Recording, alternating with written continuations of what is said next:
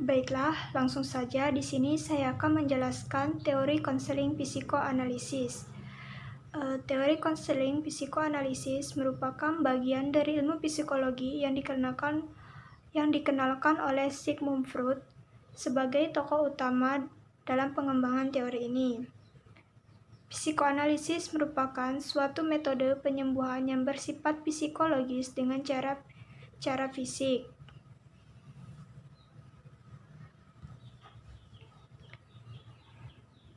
Kemunculan teori psikoanalisis yang dibawakan oleh Sigmund Freud ini banyak mengandung kontroversi, eksplorasi, penelitian, dan dijadikan landasan pijak bagi aliran lain yang muncul pada kemudian.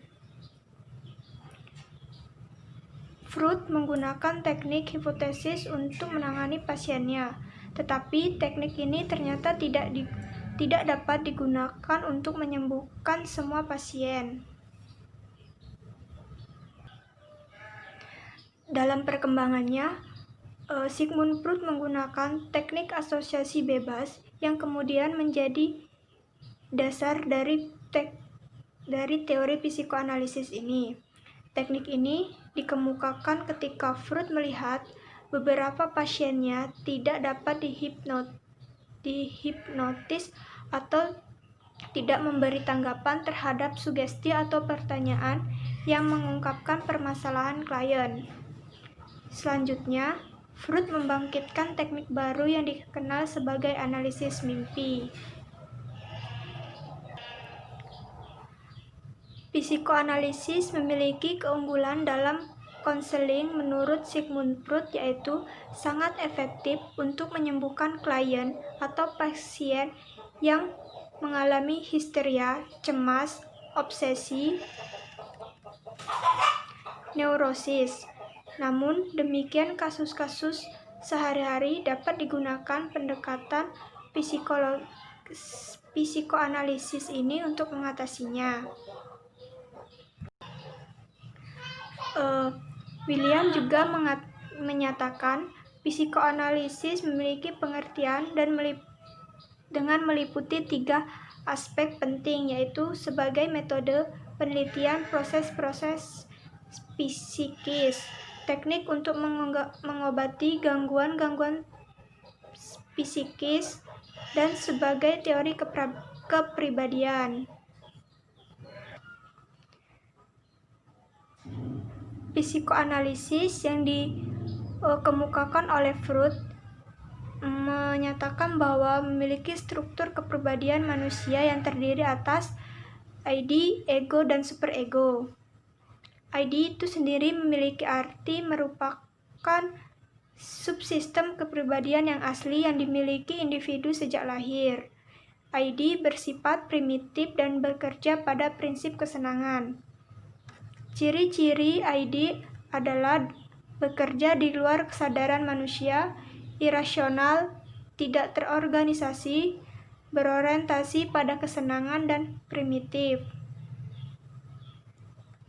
ID berperan sebagai sumber libido atau tenaga hidup dan energi, serta merupakan sumber dari dorongan dan keinginan dasar untuk hidup dan mati. Ego berbeda dengan ID yang bekerja hanya untuk memuaskan kebutuhan naluriah. Ego bertindak sebaliknya. Ego berperan menghadapi realitas hidup dan berasal dari kebudayaan dan norma-norma yang berlaku pada masyarakat. Prinsip ego selalu bertentangan dengan ID. Selanjutnya, superego merupakan kode moral bagi individu yang menentukan suatu tindakan itu baik atau buruk, benar atau salah. Superego terbentuk dari nilai-nilai yang dapat dalam keluarga dan masyarakat yang dipelajari dari sepanjang tahun ke tahun. Pertama, kehidupan manusia. Superego berdasarkan prinsip moral yang orientasinya bukan kesenangan, tetapi juga kesempurnaan kepribadian. Baiklah, di sini saya akan melanjutkan materi kepribadian manusia. Freud mengatakan perkembangan kepribadian manusia melalui beberapa tahap, yaitu A. Fase oral, terjadi sejak lahir hingga akhir tahun pertama. B. Fase anal, terjadi mulai usia 2 sampai akhir tahun ketiga. C. Fase falik, perkembangan mulai usia 4 sampai akhir 5 tahun. D. Fase laten, juga disebut tahap pragenital. Periode ini terjadi antara 5 tahun atau 6 tahun hingga pubertas. E. Fase genital, terjadi pada masa pubertas di atas 12 tahun. Atau perilaku umum yang tampak pada fase ini adalah kecenderungan tertarik pada lawan jenis. 4. Teknik konseling psikoanalisis. Teknik spesifik yang digunakan Freud dalam psikoterapi adalah asosiasi bebas, interpretasi mimpi, analisis transference, dan analisis resistensi. A. Asosiasi bebas. Asosiasi bebas maksudnya teknik yang memberikan kebebasan kepada klien untuk mengemukakan segenap perasaan dan pikiran yang terlintas pada benak klien. B. Interpretasi mimpi merupakan teknik di mana klien mengemukakan segenap mimpinya kepada terapis karena fungsi mimpi adalah ekspresi segenap kebutuhan, dorongan, keinginan yang tidak disadari akan direpresi dan termanifest dalam mimpi. C. Analisis transferensi merupakan bentuk pengalihan segenap pengalaman masa lalunya dalam hubungannya orang-orang berpengaruh kepada terapis di saat konseling. D. Analisis resistensi merupakan sikap dan tindakan klien untuk menolak berlangsungnya terapi atau mengungkapkan hal-hal yang menimbulkan kecemasan. Teknik-teknik spesifik ini tidak bisa dilakukan dalam hubungan konseling, tetapi lebih banyak digunakan dalam psikoterapi dalam membantu pasien yang mengalami psikopatologis. Baiklah, itu saja yang dapat saya sampaikan. Baiklah, di sini saya akan menjelaskan teori konseling person, yang dimana teori konseling person ini dikembangkan oleh Carl Person Rogers, salah seorang psikolog klinis yang sangat menekuni bidang konseling dan psikoterapi.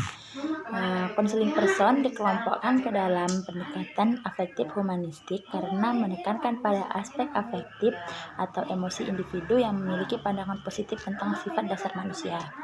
Jadi, tujuan dari pendekatan konseling ini adalah membantu individu atau kelompok untuk mengembangkan atau meningkatkan perasaan berharga atau menjadi lebih menghargai dirinya.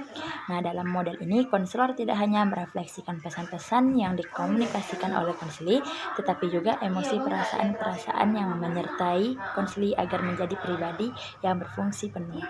Terima kasih. Nama saya Siti Aminatri dari kelas BK. Di sini saya akan menjelaskan materi tentang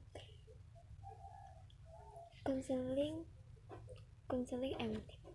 Pengertian rasional emotif adalah teori yang berusaha memahami manusia sebagaimana adanya. Konseling REC atau rasional emotif adalah konseling yang menekankan dan interaksi berpikir dan akal sehat, perasaan dan perilaku seseorang. Ada 3 macam emotif, yaitu antecedent event, A, yaitu segenap peristiwa luar yang dialami atau memampar individu. Yang kedua, belief atau B, yaitu keyakinan. Yang ketiga, emotional consequence. Terima kasih.